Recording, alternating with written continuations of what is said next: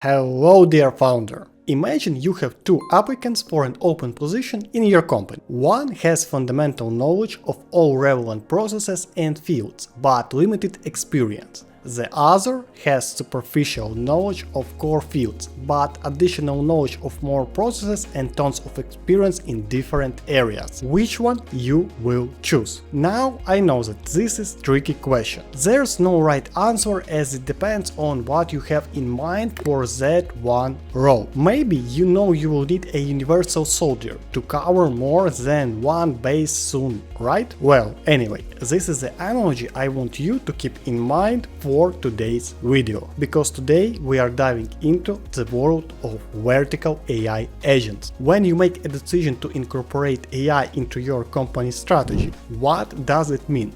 Are you going to pay for a premium version of a universal use tool like ChatGPT for your team to use? Are you buying subscriptions for some specialized tools developed by other companies? Or do you want to create something just for yourself to suit the quirks of your business? That obviously depends on your goals, but that is also a topic for a whole different video, to which way we may return on a later date. Drop a comment if you're interested in me covering the pros and cons of every option, but for now, vertical AI agents. To make it more clear what's so special about those, the market value of vertical AI agents is projected to grow 5.1 billion in 2024 to 47.1 billion by 2030, more than 9 times in 6 years. That's some dramatic spike. As of April of this year, less than 1% of industries use vertical AI, but the pioneers of the idea enjoyed 200-300% of annual growth. But hang on, it doesn't mean that you should drop everything you have been working on and go find someone who had created a vertical AI agent for you, or 10, just to be sure.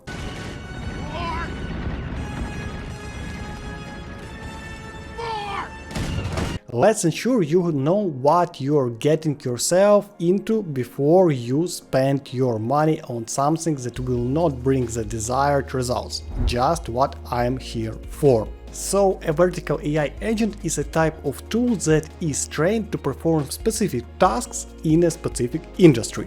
And I can see the reason people are so interested in this idea.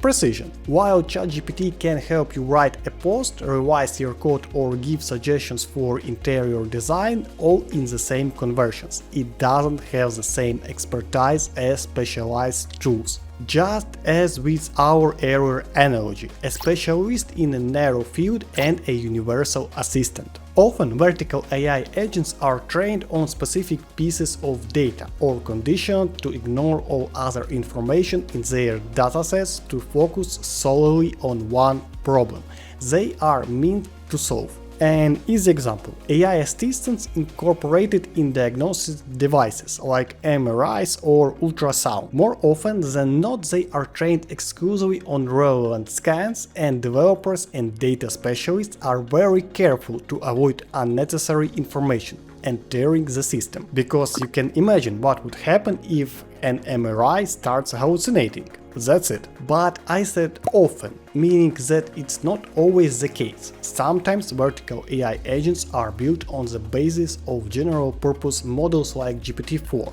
In that case, the model has to be fine-tuned to meet the requirements of the tool it will serve. For example, if you want to create a legal advisor, you will need to ensure that the combination of words would prompt your tool to give the users actionable advice and not a criminal drama script. Additionally, the advice will need to be relevant to a specific country, and you have to ensure that the tool keep up with the constantly updating laws and regulations. You know, to avoid another "I was stopped in the airport because AI told me I don't need a visa" situation, because that will definitely not attract more clients for your tool.